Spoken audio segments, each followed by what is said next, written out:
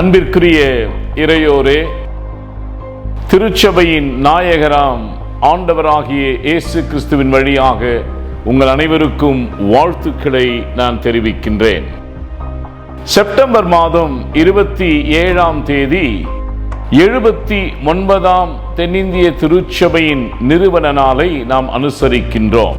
தென்னிந்திய திருச்சபை செப்டம்பர் 27, 1947ஆம் ஆண்டு தூய கத்தீட்ரல் பேராலயம் சென்னையிலே உருவெற்றது.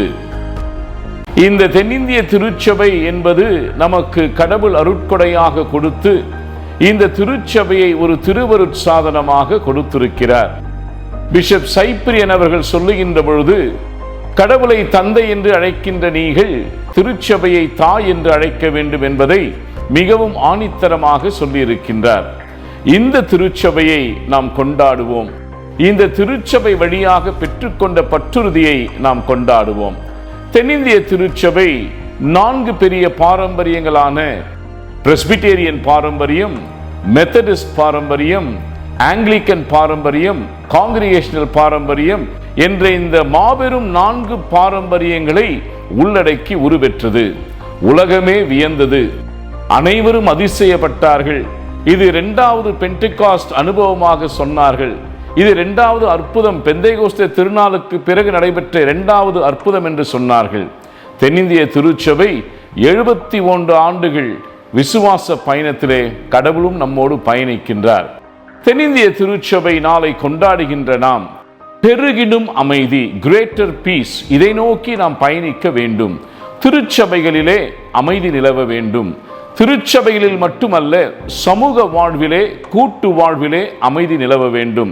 அமைதியற்ற சூழமைகள் இருக்கின்ற இடங்களிலெல்லாம் தென்னிந்திய திருச்சபையின் பற்றுறுதியாளர்கள் அமைதியின் வாய்க்கால்களாக, அமைதியின் அடையாளங்களாக இருக்க வேண்டும் என்பது இந்த கொண்டாட்டத்தினுடைய மையமாக இருக்கிறது. 2வதாக இசைந்திடும் ஐக்கியம், க்ளோசர் ஃபெலோஷிப். ஐக்கியம் என்று சொல்லப்படுகின்ற பொழுது ஒருவரோடு ஒருவர் இணைந்து எல்லா விதமான பாகுபாடுகள், வேறுபாடுகள், வித்தியாசங்கள் இவற்றை கடந்து நாம் ஒரு கடவுளின் குடும்பம் என்பதை உறுதிப்படுத்தக்கூடிய ஒரு கொண்டாட்டமாக இருக்க வேண்டும். பகைமைகளை மறப்போம், வித்தியாசங்களை துறப்போம், வேறுபாடுகளை களைந்தெறிவோம். நாம் ஓர் கடவுளின் பிள்ளைகள் என்பதை இந்த கொண்டாட்டத்தின் வழியாக உறுதி செய்வோம். 3வதாக நிறைந்திடும் வாழ்வு, fuller life.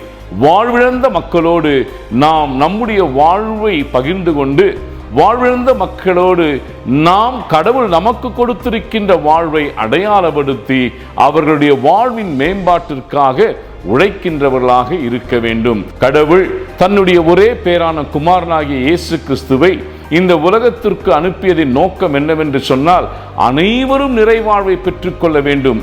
All must celebrate life in all its fullness என்கின்ற கண்ணோட்டத்தோடு தன்னுடைய ஒரே பேரான குமாரனை அனுப்பினார். இந்த வாழ்வை பெற்றுக்கொண்ட நாம் வாழ்ந்த மக்களோடு நம்மை அடையாளப்படுத்திக் கொள்ள வேண்டும்.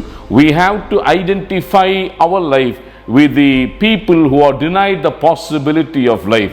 எனவே இந்த 3 கண்ணோட்டங்களிலே நாம் இந்த தென்னிந்திய திருச்சபையின் பிறந்த நாளை அனுசரிப்போம். அனைத்து திருச்சபைகளும் சென்னை பேராயத்திலே கண்டிப்பாக நாம் நம்முடைய திருச்சபை ஒரு திருவருட்சாதனமாக, திருச்சரீரமாக கொடுக்கப்பட்ட இந்த திருச்சபையை கொண்டாடி மகிழ்வோம். கடவுளுக்கே மாட்சி உரித்தாகுக.